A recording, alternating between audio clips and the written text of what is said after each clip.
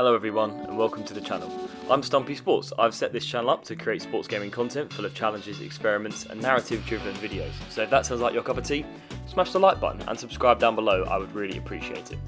In today's video, I'm going to be seeing how successful the Euro 2020 team of the tournament, or squad of the tournament in this case, would be in the Premier League and the Champions League in this FIFA 21 experiment. Let's meet the squad. So as you can see, I've used Sheffield United as the host team for this European squad of the tournament that I've just created, mostly because they came bottom of the league, Sheffield United, but also because half of England's back four actually come from Sheffield, so the stars aligned and it all just made too much sense to not use them. Obviously they won't be missed big time in the Premier League or the Champions League. Now we're going to get into the squad here. We've got two separate team sheets set up with two separate 11s, just so that we can rotate and players don't get too tired and obviously results dip because of that. We've got enough players, so why not make two team sheets? The starting 11 is made up of almost everyone who made the team of the tournament. We have an attack of Sterling, Lukaku and Chiesa, of course. Then I've put Pogba in there at attacking midfield. Obviously he had a very good tournament. De Bruyne on the bench, as you can see as well. And then Højbjerg and Jorginho in midfield. Back four is pretty much the one from the tournament, apart from Bonucci instead of Chiellini and Donnarumma in goal, who was an absolute man mountain in the tournament. Then we come to the reserves. As you can see, Sommer had a very good tournament. Most saves I think he had. Schick, Dolberg, De Bruyne, Bonucci, etc. all had very good tournaments. There's Pickford in there as well. I think he had an excellent tournament and England's defence was very good. Gossens, Pedri made the team of the tournament. Unfortunately, he doesn't get a start because his rating on FIFA is not particularly high. But he does make the squad. We have a very good squad, 30-man squad. And obviously everyone had a stand-up tournament or really put themselves on the forefront of the stage for the European Championships. I put Calvin Phillips in there. I think he had a very good tournament. A lot of England fans, myself included, really didn't rate him at the start of the tournament, so I think he deserved a slot after his performances.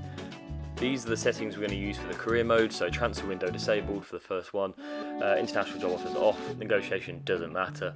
I've put them into the Champions League. Obviously Sheffield United aren't usually. I think I replace them with Chelsea, I think. Obviously I'm a fan of a different West London team, so we don't want Chelsea in the Champions League, so that's the group that Sheffield United will have. We're here at the start of the career mode, ready to get going. I'm going to simulate to the mid-season. This is obviously the strongest 11 that I've shown you. We also have the second team sheet here with the 5 at the back, which is a very popular formation throughout the Euros, so we've got a mixture there. I'll see you at the halfway mark. We're here at the start of January. This is the halfway mark. We're just over the halfway mark. We've had 21 games gone. And as you can see here, we are 4th. So I predicted the top 4. At the moment, we're on track to finish in the top 4, which is fantastic. 8 points off the top. And we've got a few points either way. A bit of leeway, a bit of a gap between us and sort of Spurs and Wolves and Man United, etc. So a pretty solid start for the European team of the tournament. And how did we get on in the FA Cup? We drew 0-0 in a Steel City derby away at Sheffield Wednesday, so we have a replay coming up in the third round of the FA Cup. How about the Carabao Cup? Not in the semi-finals, okay. Not in the quarter-finals? Round 4? Okay, we lost to Man City in round 4. That's understandable. Man City are very, very strong, but disappointing we haven't got further than that, really. The Champions League? Round of 16, we're in it. We are away at Dortmund in the round of 16. Let's see how we got on in the group stage here. We absolutely dominated. 5 wins and a draw.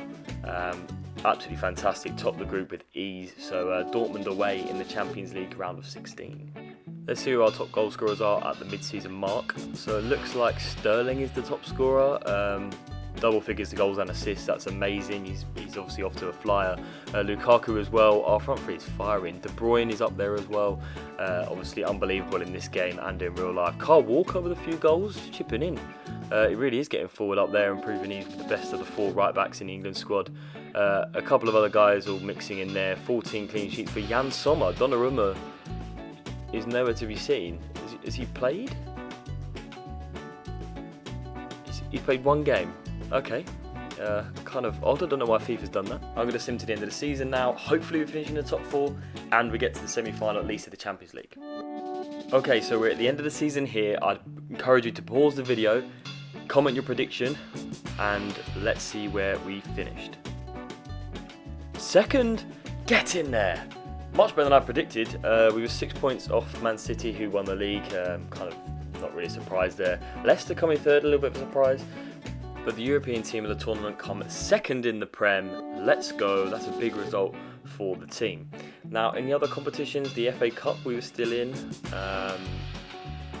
how far did we get? We lost in the semi-finals.